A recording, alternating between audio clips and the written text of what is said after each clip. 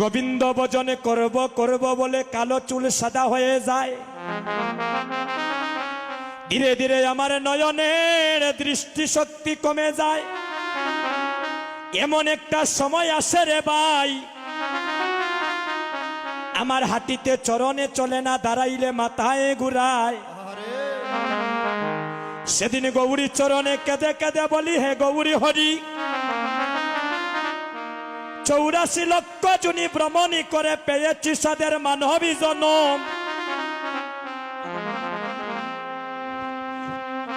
এমন সাদের মানবে জনম পেয়ে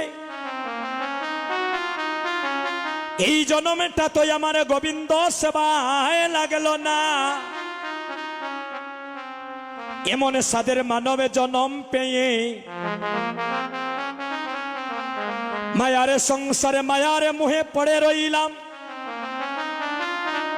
এমন ভজন যজ্ঞ দেহ পাইয়া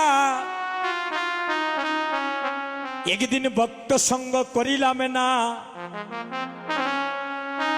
আমার তো সনম তরি গাটে বান্দা, যেদিন তোমার ডাক আসবে আমাকে সেপারে চলে যেতে হবে। মাগো, আসার সময় একটা নদী পাড়ি দিয়েছিলাম, সেই নদীটার নাম হলো ভব নদী।